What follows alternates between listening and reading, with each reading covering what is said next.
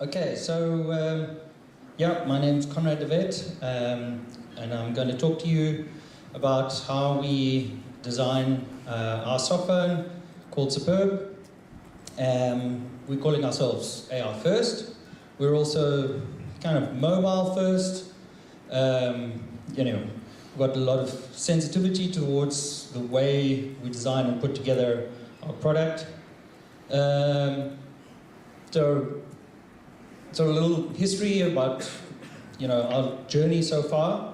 Back in 2024, I had a GitHub repo called Browserphone, which had the bright idea to turn it into a fully fledged SIP softphone based on WebRTC. So our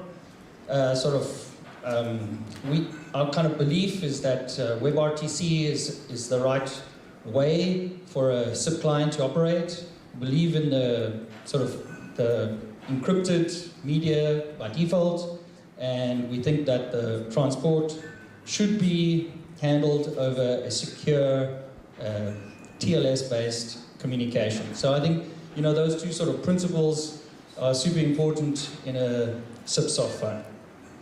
So today I'm going to sort of walk you through a little bit on our SIP stack, some of the development and AI-assisted development, AI-assisted support.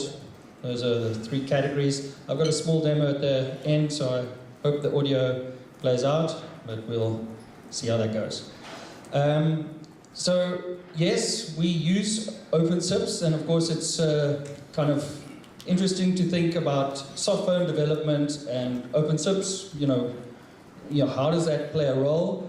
The primary way we provide the service is with our softphone connecting through an OpenSIPS environment. There's two arrays, and so the SIP softphone connects to the WebSocket array with one registration, and then there is a second registration that goes to your SIP-based PBX. It can be, you know, asterisk, another OpenSIPS, or free switch, whatever you have on the other side. That can be inside the office or available over the internet. It'll just depend on how you connect with us.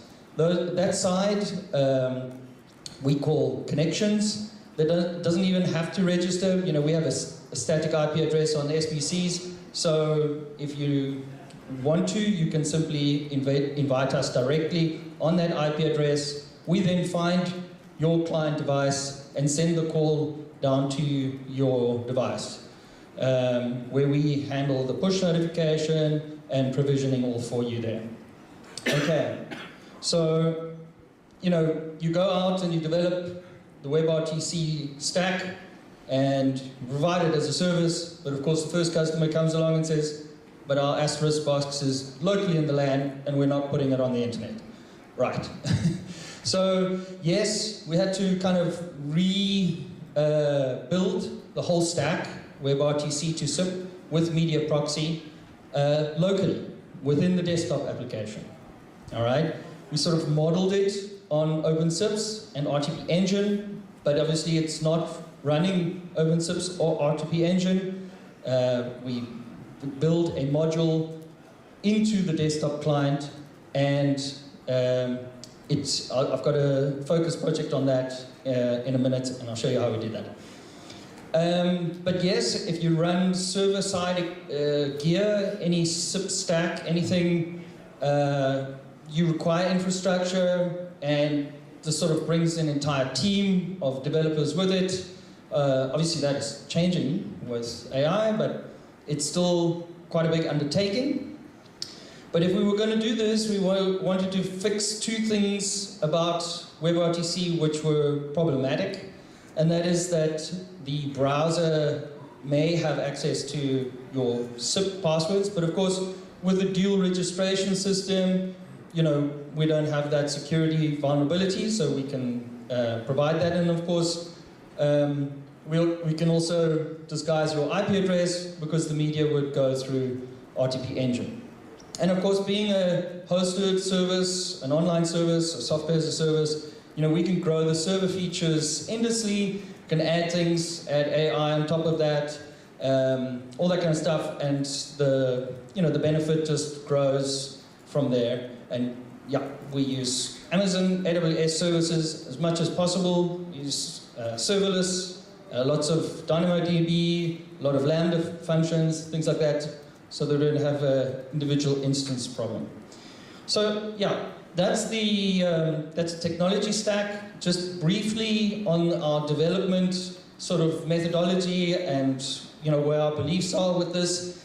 In the beginning, we set out specifically to create a single user experience. So we wanted one user interface. We didn't want to build a mobile app with a mobile developer using mobile-like user interfaces, and then do it again for the desktop or again for Android or anything like that. And then, we're talking about what, 3, 4, 5, 6 developers, all with their own sort of take on what the user interface should look like. So the way we've done it is we've done it with a single code base, a single core code base which renders into all of the platforms. I counted the other day, it's about 9 different platforms across Android, iOS, desktops, and all the various major browsers as well. They're actually all running the very same code base, and they sit in a sort of a layered system. I'll give you an example of the mobile application. It sits as a layered structure where each layer has a certain responsibility. Like for example, this one here shows the calling and core functionality handled on, say, a hardware layer with a mobile, and then you have a user interface layer and a sort of a branding layer over there. So we display it, yes, it is a web view with React Native as the sort of like container for it and the JavaScript engine, but we have had a number of challenges with that. Operating systems tend to unload us quite easily, so we just had to kind of do a few workarounds with that. But as I said, it's not a game or a 3D engine that we're trying to render here. It's just simple user interface, buttons and clicks and things like that, and that renders and handles very well on a mobile phone, and so we don't really find ourselves with a lot of trouble there. And the advantage of maintaining a single code base is fantastic. So, talking about development and sort of AI and what's happened in the last 6 months, which has been incredible to watch unfold, and I'm very excited about being right there as this technology unfolds. One of the reflection points that I've got is that ultimately what we found is that AI development has allowed us to expand what we do best. So when I was starting out in business, somebody gave me the advice that, what you should do is focus on what you do best in your business, what makes you unique, all right? Spend your time on that. And I always use the idea, because everybody is familiar with it, if you're a coffee shop, you spend a lot of your time sourcing, buying coffee, right? Coffee beans. You want to buy from the right people. You spend a lot of time doing that. You may even think, I should grow my own coffee to make myself more distinct. That would be a business decision that would expand your circle, if you look at the illustration. So, if I take software as a service, my questions that I'm faced with as I look at software or the tools that we use is, where do they fit in this expanding circle? It's the things I do best, then internal software which is unique to me, and some software which I could make, and then software which I'm totally not interested in, all right? So I'm not interested in rewriting Microsoft Word, very happy just to use it, right? Does it cost me a 365 license? Yes, but why should I get AI to remake that for me? I want AI to work on the darker circles and move out, and eventually there's that point within my sort of decision making where I say, I'm not interested in taking that on. It could, but it would just consume too much of my time. So what I've seen AI do is expand that blue circle, that darker blue, into software which I previously wouldn't take on, and now I've brought it in. Okay. So what are the kind of things that it's done for me? This is the sort of kind of brief list right now of agentic software, agent, mainly Claude and Claude Code, where we have now completely handed it over to AI. So the AI Claude instance running on the Mac Mini, I've got a stack of them, and they've all been assigned roles and responsibilities. Right now we have our web development outsourced to AI completely. I prompt it, I say I want a new page, and I wanted to say this, I want to have these pictures please. Very nicely, I use please and thank you. And gives me a staging preview, I say that's fine, you can go live, and it sends it up live. Okay? I don't use, WordPress, it's all run on WordPress, but I don't log into it. It's there, but I don't use it. The same for websites SEO. It has access to all the APIs from Google Analytics, Google Search Console, and Google Advertising. It draws in the data, we correlate the data, we come up with a plan, and we just execute on that. The same with the CRM, same with email marketing. Email marketing is a wonderful example of the blue circles that you saw.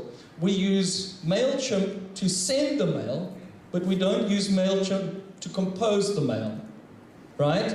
Sending it mail is a dreadful business. Nobody wants to get into that. Spam, servers, IP addresses, blocking, all that kind of stuff. You don't want to do that. But you don't need to log into MailChimp. You don't need to be an email designer. You just need to prompt Claude to make you an email, send the preview, and then send the mail. Right? So the list goes on. Observability, it's fantastic at Grafana, puts out some very nice graphs. We get it to scrape the AWS CloudWatch logs and draw sort of conclusions based on that. I've tied it into Telegram rather than WhatsApp. WhatsApp was very complicated. So tied it into Telegram, and if there's a problem on the system at any one time, simply sends me a Telegram message.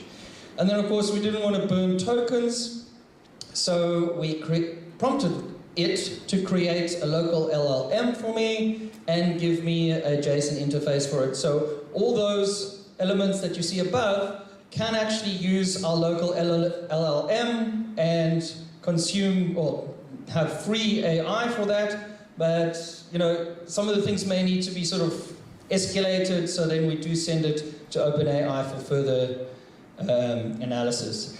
So there are 3 projects which have found their way into production within the business. They're actually live, running right now.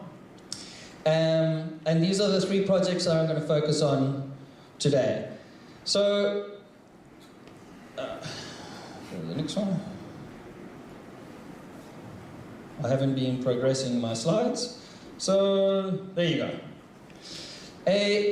So what we did here, the problem statement is as follows, as I said earlier on. My customer comes to me and says, yes, but my asterisk box is local, I'm not exposing it to the internet, how are we going to make this work, right?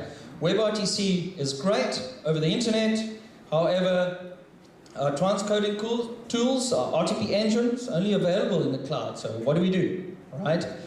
And this is where AI was brought in.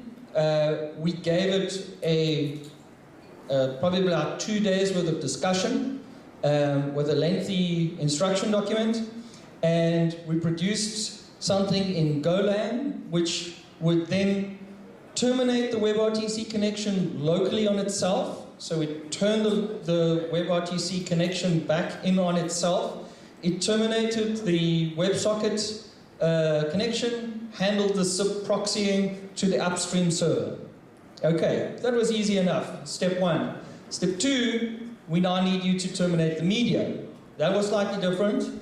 So we gave it the sort of model of RTP engine as a sample and said, you know, do it this way, and came up with a media termination which altered the SDP, inserted itself in as the media server, stripped the DTLS encryption, and sent plain, straightforward PCMA or PCMU or Opus, whatever is generated from the browser, and sent that up to the upstream server. So now we have our solution, but also we have continuous code improvement, we have bug fixes and all that kind of stuff. We can copy and paste the log that you see scrolling on the screen there back into itself so it can analyze its own problems, fix them, and deploy the fixes for that. So this entire project is run and managed by AI, and it's got a fantastic feedback loop in order to keep it from, you know, any kind of problems or errors or anything like that. Right, the second one is the WebSocket TCP bridge. So what is the problem statement? Our problem statement was that mobile push notifications don't work. It's a bit of a bold statement. I can't say it doesn't work at all, but it doesn't work great. What we were finding is if we followed the model, which is to receive an invite on OpenSIPS, take the person's VoIP push and push a message to their device, wait for them to register or wait or activate the extension, then send the invite down to the device, and then magically you have a call.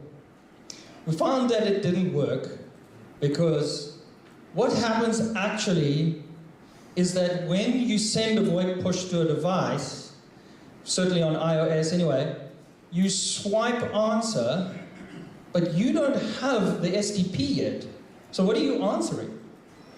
You know, you send the VoIP push to say, Conrad is calling, but Conrad isn't calling. There is no SDP there, right? So we needed to solve that problem, okay? We also wanted to take push mechanisms out of OpenSIPS itself. So what we did, again, after quite a lot of discussion with OpenAI, with Claude, so we came up with a node service. So it is a WebSocket server which registers with OpenSIPS, but now OpenSIPS is standard. In fact, it could be any SIP server, right? The node service is the thing that is registered with OpenSIPS. It uses a WebSocket server and sits there waiting for that invite. So what happens? The invite does come through. The invite is sent through the node service because it is acting as the user agent client. It is representing itself as being the device that is online. It is its IP address that OpenSIPS recognizes, knows, and will send that invite to, right? And so we've got a little bit of a list of things we need to do now. So we capture the SDP. We have it, it's in the invite. We attach ourselves as the stun server. We authorize and attach the turn server entries into a message, a push message. We of course then need to update our SIP headers because we're actually impersonating the device that's busy sitting in somebody's pocket right now. It's not on, or it is on, it doesn't matter. It's not available, right? So we are impersonating that device. So we have to update the headers and act on that device on its behalf. We then compress the actual SDP and attach it to the VoIP push and send the VoIP push via APNS or FCM, whichever it is, and we send it down to the device. All right, and that happens very quickly, but what's most important in this is that it truly represents the call. You've received a call. You actually have the SDP. So when you're swipe answering, you're actually sending back the OK. You're not starting the application, let me register, let me carry on. It did work before, but only under a certain number of conditions. If your network was nice and clean, if you didn't flop between Wi-Fi and 3G, if you pulled the phone out of your pocket. Because the classic is, of course, you take your phone out of your pocket, and as you swipe and answer, it goes from 3G to Wi-Fi, right? Totally different IP address, not going to work. Okay, so as we started to gather customers, the one thing we noticed is that we had a lot of questions, we had a lot of emails, and we had a lot of interaction. But we are a very small company, and we effectively couldn't answer all your questions. So we wanted to use AI to assist us in support. But we had some fairly strict conditions. We really wanted to be able to answer any call in real time. All right? The agent must simply take the call, answer it, but it also needed to be able to work across channels like email, text, or chat. And any of those channels must be interchangeable. It must be the same AI agent armed with all the information that it has about you, right?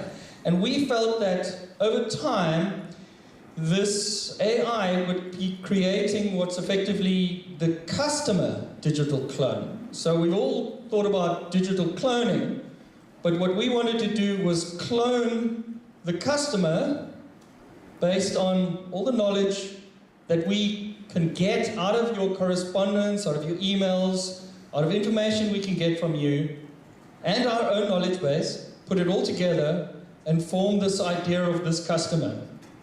Then we feel like down the line, the customer support has slightly changed. Instead of saying to the customer himself, you know, what is the customer engagement score, how have you found things, we can now ask the AI, ask our digital customer clone how his onboarding experience was.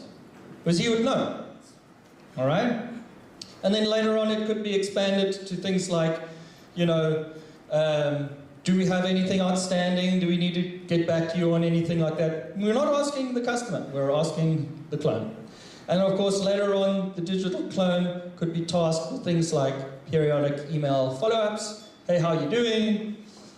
How's your cat and dog and all that kind of stuff, and create a bit of a rapport, but we haven't started that yet. So our channels were audio, WhatsApp, Telegram, email. We use OpenAI for this. It's got a fantastic platform there at this address, platform. And OpenAI provides you with a chat SDK already, and the agent builder is the system that we use to build our agent. It holds all the key information in there, and the only thing we really needed to do was create something called the conversation ID and user ID table in our database. So we store that. We store the conversation ID with a channel, so each channel is a different conversation, but the same user ID. Okay, so if you call in, you will be on your audio conversation ID with your user, which means that you can literally just ask it, well, what we were just talking about, and it will just carry on in the conversation. The same, obviously, for Telegram and WhatsApp and all those kind of stuff.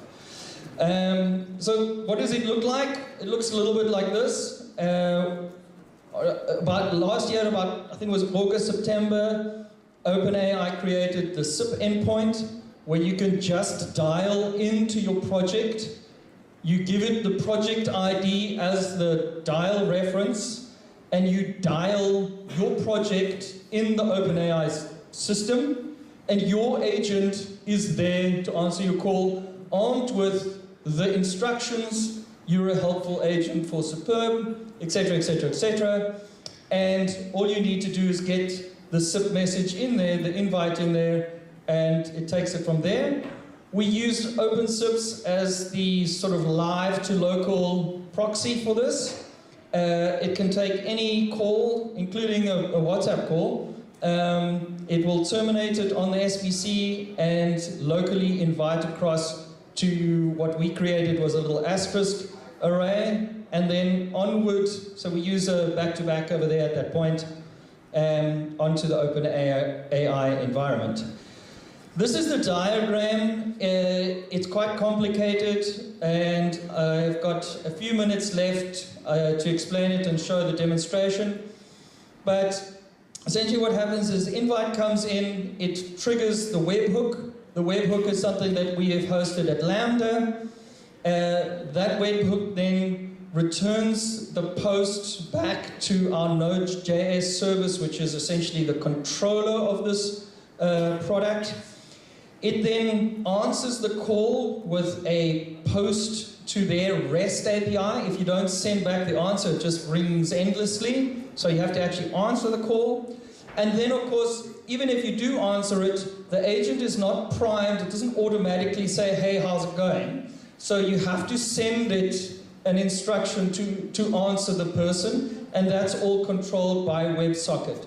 It all does come back to this asterisk box, which is running asterisk as a back-to-back user agent, so that I can do things like call transfers and things like that at this point. That's why the Node service is running from here.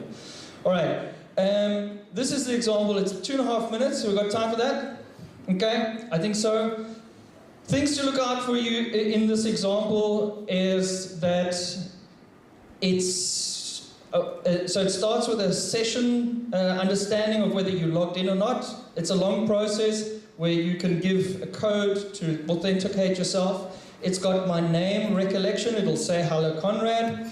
Some of the tools that I ask it to call is a device list call. That's my instances of my devices. And details, there's a connection list, which is my registrations, which I talked about earlier on. I ask it about support tickets that I have open. It can record some of the history of the call, which is just a pretty simple look back. And the other things to look out for is the latency. Because the SIP message goes directly in and media is terminating on OpenAI's infrastructure, all the text-to-speech, speech-to-text, interpretation and return happens all on their kit, and internally it's probably 1 millisecond. And so the call that you're about to see is actually in itself about 150 milliseconds latency. It originated in Cape Town and went through the UK and then onto OpenAI. So worth listening out for. And then also my ability to interrupt it using the semantic term detection.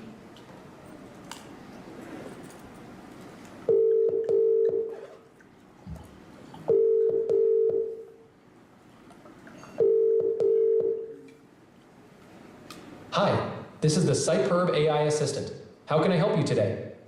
Yes, hi. Could you just tell me if I'm logged in at the moment? Hi, Conrad. Yes, you are logged in at the moment. That means I can access all the tools to help with your account, connections, devices, and support tickets. Let me know what you'd like to explore or manage next. Could you have a look to see if I have any devices?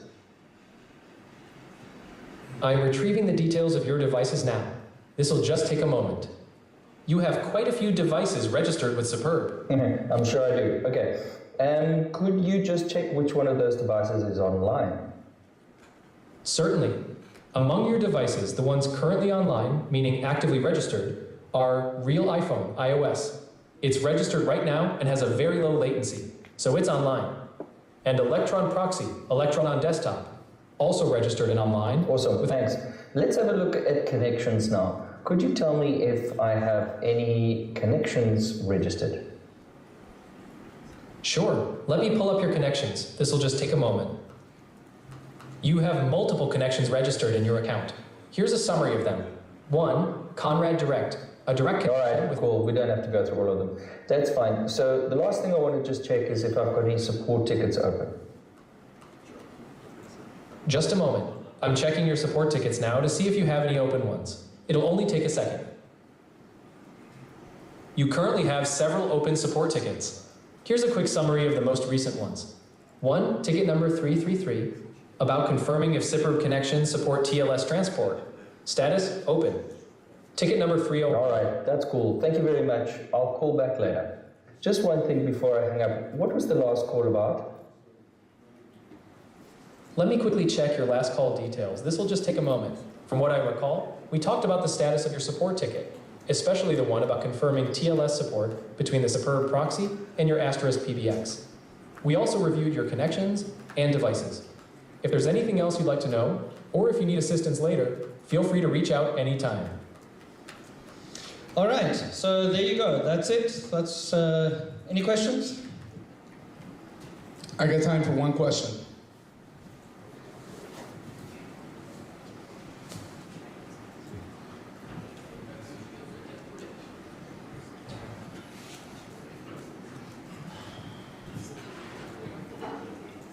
Are you using AWS Chime SDK or since?